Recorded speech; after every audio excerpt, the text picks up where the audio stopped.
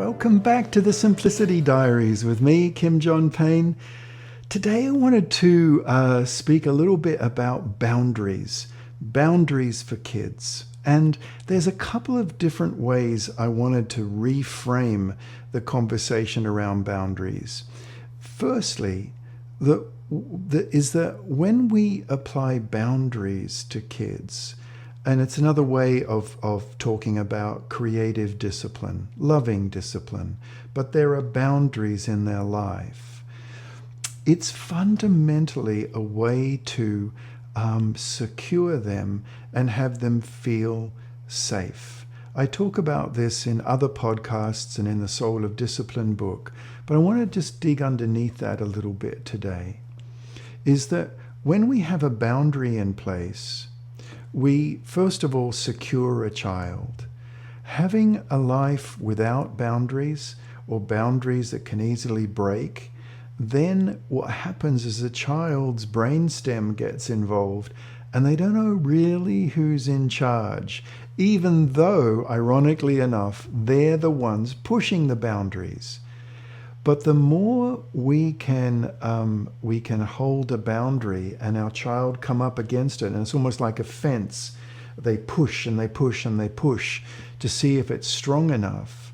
The more we help develop their will. This is my first point, is that a good boundary develops a good will, the power of the will, because a child is going to push.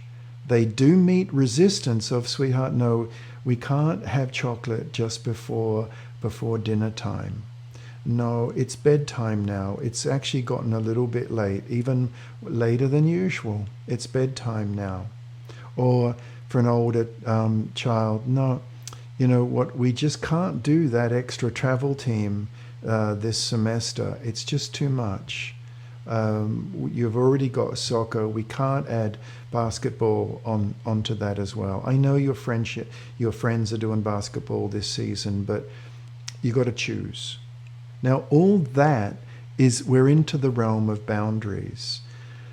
A lot of modern, very contemporary, very gentle parenting sometimes causes us as parents to worry about boundaries, and we want to co-decide with little children. We want to not have boundaries in place. We want to have a creative home, a flexible home. And I think all that creativity and flexibility can be there.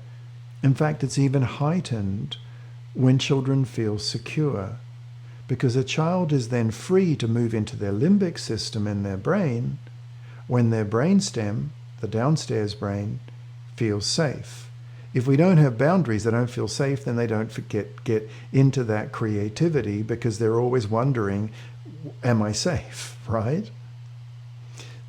Also, a boundary we often associate with that keeping kids, giving them, defining our values as a family, and it contains kids. But actually, and it does, but boundaries also keep scary stuff out. If you think of a boundary as a demarcation or of where our space begins, or a fence, however we think of it, that for a young child, even a teenager, means that my mum and my dad or my guardian, my grandparents, are keeping scary stuff out. It's not just keeping us all in a safe place, it's keeping scary stuff away.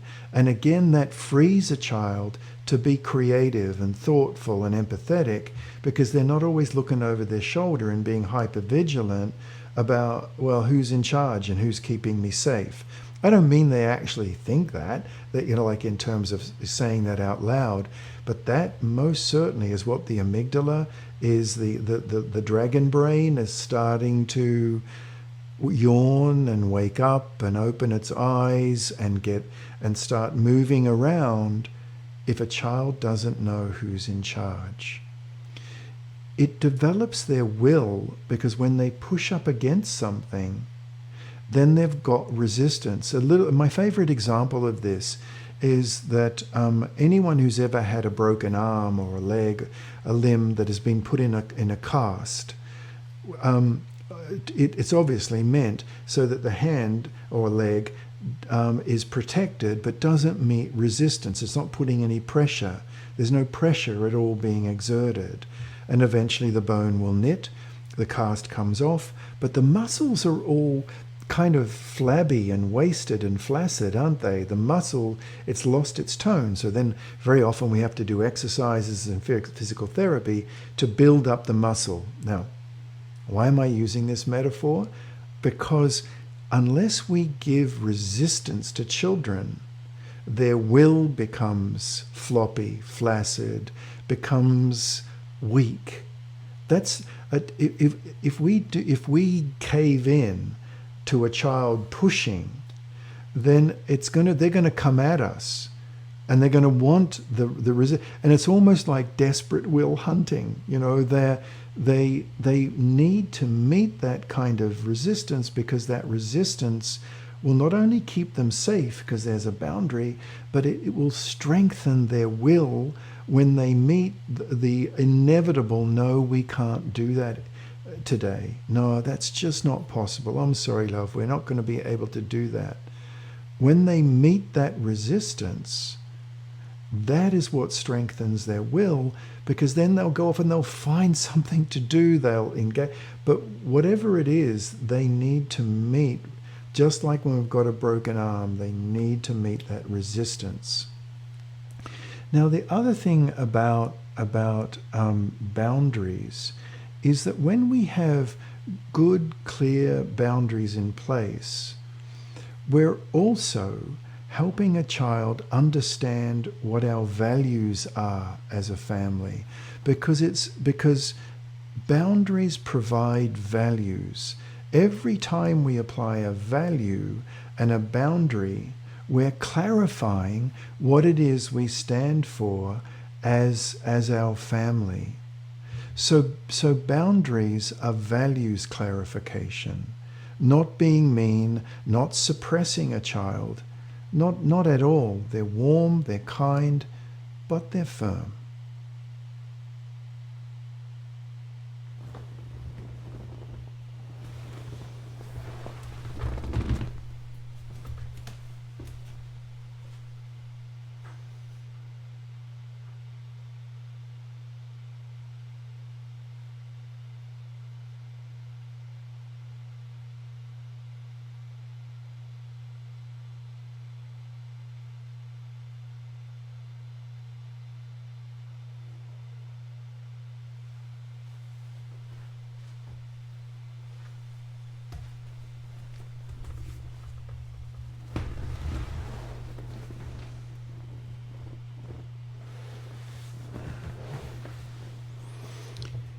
Now, these kinds of boundaries happen in really small ways through each day and through the week.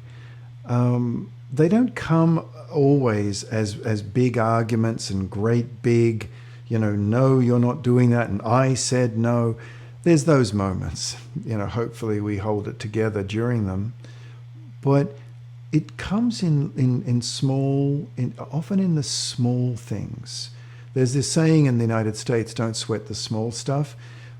But I don't actually think so. I think sweating the small stuff is what it's about, or at least being conscious of the small stuff.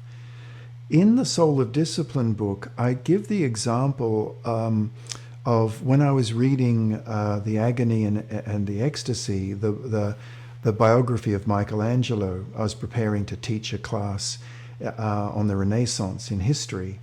I was reading that biography over the summer break, and it's a wonderful book. And I got to this part where people asked Michelangelo, how did you possibly carve that statue of David?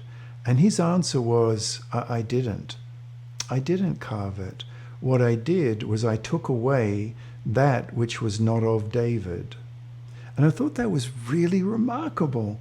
He had this vision of what he wanted that statue to be like, and then he took away the marble, the material, to reveal this image of what he was trying to create and did create in the most amazing way.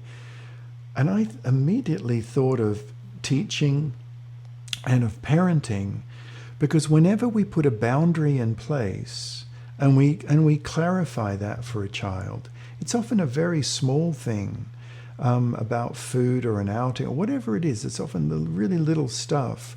What we're doing is that we're taking away that which is not of our family. No, it's not of our family to have a big snack before we have dinner. No, it's not of our family to speak, to use those words. We try to use helping words, not hurting words. And that, my dear, was a hurting word. And we need to put that right and figure out what was going on, because that's not what we do. Right there is a boundary, right?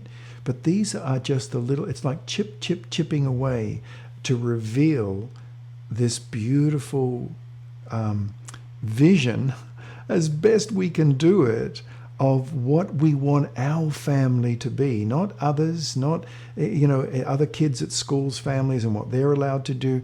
This is of our family, and boundaries do that. They create an opportunity for us to clarify on a day-by-day basis what it is that we stand for.